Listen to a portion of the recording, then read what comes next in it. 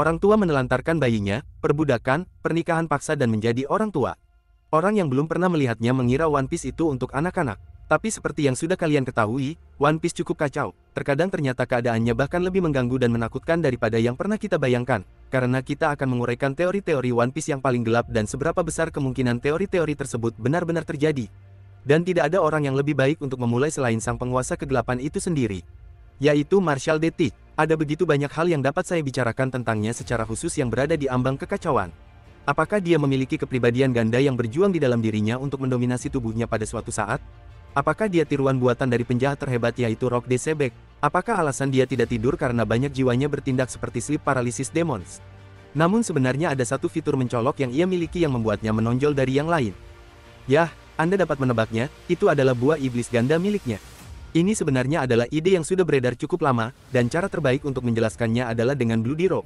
Itu menjijikkan, itu aneh, dan itu cukup berlebihan. Saya berbicara tentang gagasan bahwa Blackbeard sebenarnya adalah seorang kanibal. Namun alih-alih membungkam domba-domba tersebut, pria ini malah memakan ayahnya. Pria ini menutupi Shirohige dengan selimut, dan setelah beberapa suara aneh dan gerakan aneh, dia tiba-tiba mendapatkan buah iblisnya. Setelah itu dengan menggunakan kekuatan gempa yang sama, dia berhasil meratakan Marineford, tapi lebih tepatnya bagaimana cara kerjanya. Yang kita tahu aturan utama dalam One Piece adalah satu orang hanya boleh memiliki satu buah iblis kecuali jika kalian adalah Blackbeard. Karena rupanya Saint Saturnus mengkonfirmasi di chapter 1107 bahwa garis keturunan Blackbeard sebenarnya spesial. Ini mungkin mengisyaratkan gagasan bahwa keluarganya memiliki tipe tubuh unik yang dapat menggunakan banyak buah iblis dan bisa tidak tidur dalam sepanjang hidupnya. Dan teori ini mengambil gagasan itu dan kemudian menjadi liar ke arah yang paling gelap dan paling berdarah. Maksudku, kita tidak tahu persis apa yang sebenarnya terjadi di balik kain itu. Dan jika dia memiliki tubuh khusus yang memungkinkan dia mengonsumsi buah iblis, tapi bagaimana jika dia harus memakan jantung Shirohige sebelum dia benar-benar mati?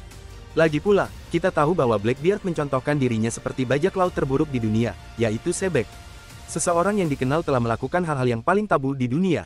Jadi bagaimana jika dunia One Piece dan dunia kita tidak jauh berbeda, dan kanibalisme lah yang sebenarnya membedakan Rock D. Sebek dari penjahat lainnya? Dan berbicara tentang kanibalisme, mari kita bicara tentang Big Mom. Charlotte Linlin sebenarnya adalah bukti konsep yang sangat bagus untuk teori gila ini. Cukup jelas dalam cerita bahwa dia memakan Mother Caramel dan entah bagaimana dia memiliki kekuatan buah iblisnya, sesuatu yang juga tidak pernah kita lihat terjadi di anime atau di manga One Piece. Itu hanya seperti tersirat saja, dan hal yang sama juga berlaku pada lembaran kain hitam yang dilempar Blackbeard kepada Whitebeard. Mungkin Oda kira-kira hanya membatasinya, dia akan berbicara dan menyiratkan banyak hal jahat yang sangat gila, seperti yang akan kita lihat di teori selanjutnya. Seperti istri budak dan penyerangan, tapi dia tidak akan menunjukkannya. Dan memakan orang mungkin termasuk dalam daftar itu. Dan mengenai topik itu, aku sebenarnya tidak akan membiarkanmu pergi begitu saja dariku wahai Big Mom, karena teori kelam berikutnya berkisar padamu dan ibumu. Ya, secara teknis mungkin tidak, tapi sama seperti Blackbeard dan Whitebeard, ini adalah semacam dinamika kekeluargaan yang mereka miliki. Dan kalau dipikir-pikir, agak aneh kalau kita berubah dari seorang pria yang memakan ayahnya menjadi seorang gadis yang mungkin memakan ibunya. Maksud saya kira Anda akan mendapatkan transisi aneh seperti itu ketika Anda membuat video tentang ide-ide yang sangat darkness. Bagaimanapun, menurutku Mother Caramel mengambil alih Linlin dengan tekad gelapnya, dan khususnya melalui kekuatan jiwa dari buah iblisnya. Nah, ide ini sebenarnya akan menjelaskan banyak hal tentang perubahan kepribadian yang terjadi pada Big Mom antara masa kanak-kanak dan kemudian menjadi dewasa, dan ini pasti cocok dengan kepribadian keji dan benar-benar korup yang kita tahu juga dimiliki oleh Mother Caramel. Sekarang, bagi kalian yang tidak ingat atau tidak tahu latar belakang yang sangat kelam ini, Mother Caramel adalah seorang pedagang manusia yang membesarkan Linlin dan beberapa anak yatim piatu lainnya sampai dia lapar akan sekantong Werther's Originals yang bagus dan memakannya. Tapi dia juga merupakan pengguna sebelumnya dari Soul Fruit, sebuah kekuatan yang kita tahu juga dimiliki oleh Big Mom. Kita juga tahu bahwa kepribadiannya berubah drastis dan menjadi sangat menyimpang setelah dia menggunakan kemampuan itu. Berubah dari seorang anak yang baik hati dan pengasih menjadi terobsesi untuk menciptakan keluarga yang sempurna dan menghancurkan jiwa orang lain untuk dapat mewujudkan impiannya. Dan kita juga tahu bahwa jurus pamungkasnya yang disebut 3000 League of Misery secara harafiah bermanifestasi dalam wujud Mother Caramel. Nah, nama serangan ini bahkan merujuk pada anime berjudul 3000 League Searching for Mother. Lagi pula, Big Mom masih belum tahu persis apa yang dia lakukan atau bagaimana dia mendapatkan kekuatannya. Meskipun hal itu cukup jelas bagi semua orang, semacam kasus klasik dengan ironi yang sangat dramatis. Dan bagi kalian yang tidak memperhatikan di kelas bahasa Inggris, saat itulah kita, para penonton, mengetahui sesuatu yang tidak diketahui oleh para karakter, padahal mereka mungkin seharusnya mengetahuinya karena itu sudah cukup jelas. Tapi tentu saja, bukti terbesarnya adalah Big Mom sebenarnya adalah orang yang manis dan penuh perhatian.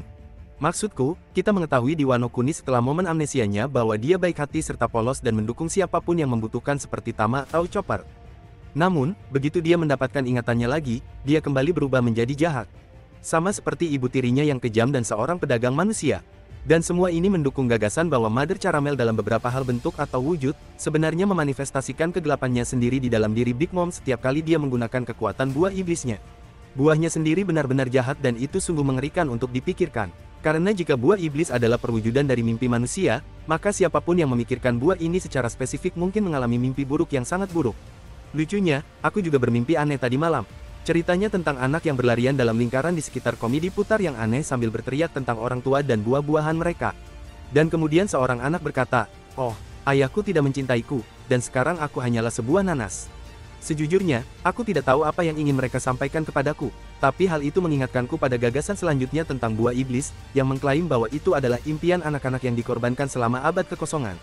Saya awalnya melihat teori ini di Reddit dari user Boss Aesop, dan itu menarik. Ini semua berasal dari rangkaian yang sangat spesifik yang terjadi pada Ark Skypiea, khususnya momen dalam kisah Nolan ketika dia menghentikan ritual pengorbanan Kalgara untuk menghentikan kutukan di tanah mereka. Sekarang, jika Anda tidak ingat, untuk melakukan hal itu, putrinya dijadikan tumbal dalam ritual pengorbanan. Dan jika bukan karena Nolan yang membunuh dewa ular besar Kashigami, maka gadis itu pasti sudah dimakan oleh ular raksasa tersebut. Namun hubungan yang sangat menarik di sini adalah gagasan tentang kutukan, ular, dan pengorbanan, karena semua hal ini selalu dikaitkan dengan kambing yang menjadi simbol pemuja iblis. Sekarang, saya dapat terus membahas semua tema kekristenan ini dalam One Piece, seperti Kuma dengan Alkitab dan gerejanya, Tanah Suci, serta pohon Adam dan Hawa. Anda sepertinya sudah mulai mengerti maksudnya. Idenya sangat mirip dengan semua hal lain di Skypiea. Ini sebenarnya mungkin merupakan momen pertanda yang meramalkan asal-muasal buah iblis. Izinkan saya menjelaskan sedikit. Kita tahu bahwa buah iblis tampaknya memiliki kemauannya sendiri dan berasal dari abad kekosongan. Dan setelah semua konfirmasi baru-baru ini tentang Mary Joyce, raksasa besi, dan Gorosei, semuanya merupakan bagian yang sangat terinspirasi dari Judeo-Kristen. Dalam serialnya, ritual ini mungkin memberi petunjuk bagaimana buah iblis sebenarnya dibuat. Dalam adegan tersebut, kita melihat seorang ayah mengorbankan putrinya untuk menyenangkan dewa yang jahat. Jadi bagaimana jika seseorang seperti Imu, sang dewa laut, menyuruh warga kerajaan kuno melakukan ritual yang sama, atau mungkin hanya anggota klan Di? Maksudku, itu cocok dengan teori Wheel of Dreams dari klan Di. Saya rasa yang saya tahu kita hanyalah harus menghentikan semua pembunuhan terhadap orang tua dan anak ini. Seperti bisakah kita mendapatkan teori yang tidak mengarah ke gagasan tersebut? Oh, Kuina, ya, apakah saya harus berbicara tentang bagaimana ayahnya mendorongnya menuruni tangga ini sehingga Zoro bisa menjadi pendekar pedang terhebat di dunia? Yah, tunggu, ini mungkin sedikit lebih buruk. Dan harus diakui, topik ini jauh lebih gelap daripada topik lain yang telah kita bicarakan sejauh ini, karena topik ini berkaitan dengan depresi dan tindakan menyakiti diri sendiri, yang tidak pernah menjadi topik yang menyenangkan untuk dibicarakan. Bagaimanapun, tidak ada cara yang lebih baik untuk membicarakan ide ini selain mengatakannya saja. Kuina mungkin tidak jatuh dari tangga dan ayahnya mungkin juga tidak mendorongnya ke bawah. Sayangnya, Kuina mungkin mengambil tindakan bunuh diri karena menyadari bahwa dia tidak akan pernah mencapai impiannya sendiri untuk menjadi pendekar pedang terkuat di dunia. Sekarang, mengapa itu sebuah teori? Yah, dia menyatakan hal itu tepat sebelum dia meninggal. Percakapannya dengan Zoro, meskipun Zoro suka berteriak dan keras kepala, pada dasarnya adalah momen yang menyedihkan, bukan momen yang benar-benar menyenangkan dan menjanjikan. Pada dasarnya, setelah duel mereka, Kuina menyadari betapa cepatnya Zoro akan mengejarnya dan pasti akan segera melampauinya. Belum lagi ayahnya sendiri sepertinya tidak terlalu percaya dengan mimpinya sebagai mimpi yang nyata dan bisa dicapai. Singkatnya, hal yang benar-benar dia dorong untuk dilakukan sepanjang hidupnya ternyata mustahil. Setidaknya di matanya sendiri, dan meskipun kami ingin pergi, hei, Zoro akhirnya berubah pikiran. Dia melihatnya apa adanya. Kenyataan yang tragis adalah bahwa hal itu mungkin tidak penting lagi dan seperti seseorang yang berjuang dengan pikiran yang sangat kasar dan kelam. Dia hanya tersenyum dan memasang wajah baik agar tidak membuat temannya sendiri kesal. Lalu, saat kita mendengar tentang dia lagi, dia sudah tiada. Rasanya sangat gelap, namun sepertinya hal ini lebih mungkin terjadi dibandingkan hal lainnya. Jujur saja, kalau bicara latar belakang itu, maksudku, Kuina adalah sosok yang tangguh, itu sepertinya menyiratkan bahwa ada sesuatu yang lain telah terjadi, dan ini menurut saya adalah pilihan paling gelap namun juga paling masuk akal di sini. Selain itu, saya ingin segera meluangkan waktu sejenak untuk merenungkan teori yang sangat kelam itu dan mengatakan bahwa tidak apa-apa untuk berjuang dan merasa tersesat. Terkadang Anda adalah orang yang dicintai dan jika Anda mengalami kesulitan, jangan ragu untuk menghubungi dan mendapatkan dukungan yang Anda butuhkan. Saya mohon kalian untuk mendukung mereka yang membutuhkan dan menunjukkan bahwa Anda ada untuk orang yang Anda cintai. Karena jujur saja, depresi adalah hal yang sangat menyebalkan. Oke, yang ini agak berat, jadi mari beralih ke yang lebih mudah. Seorang pria kerangka konyol yang menceritakan kisah kematian teman-temannya. Yo ho ho ho, tentu saja yang saya berbicara tentang kebenaran yang relatif menyedihkan dan kelam bahwa dunia One Piece akan terus berjalan tanpa topi jerami, dan bahwa Brook yang merupakan musisi kapal adalah narator sebenarnya dari One Piece. Dan bahwa cerita yang kita baca dan tonton saat ini sebenarnya sudah berakhir di alam semesta, dan Brook hanya menceritakannya kepada generasi berikutnya. Atau hanya mengingatnya sendirian, kemudian menulis buku dengan judul The Tosatsuni selama bertahun-tahun. Mungkin adegan terakhir One Piece hanya akan menampilkan Brook yang sedang menuangkan sake ke seluruh kuburan kru bajak laut topi jerami.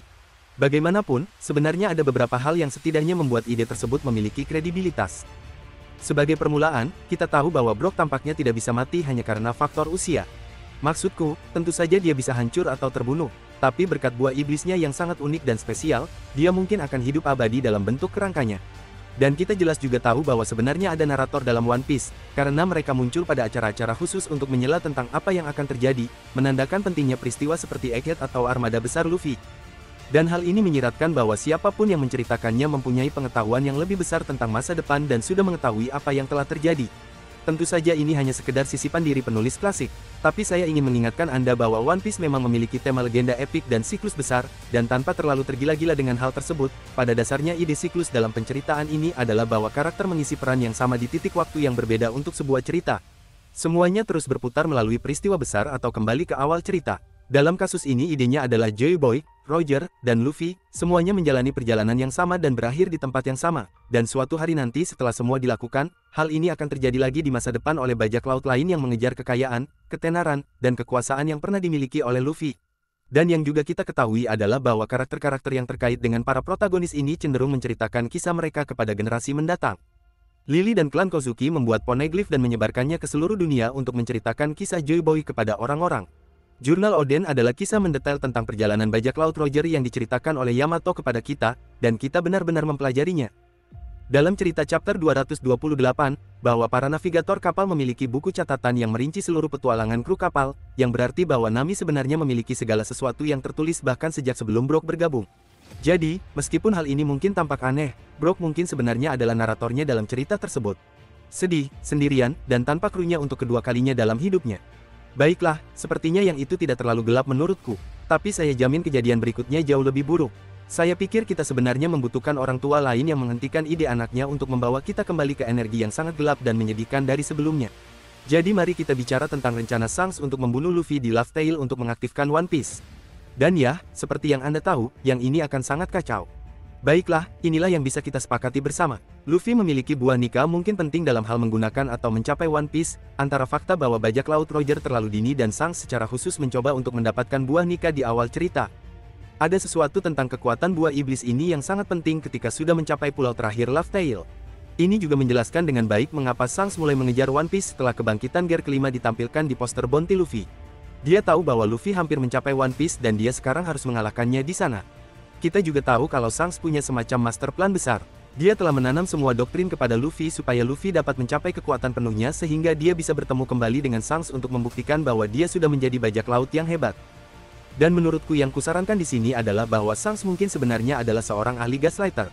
Dia hanya menunggu Luffy untuk sampai ke Laugh Tale sehingga dia bisa merobek hati Luffy, memakannya, dan menjadi nikah, serta mengaktifkan senjata rahasia untuk menghancurkan pemerintah dunia.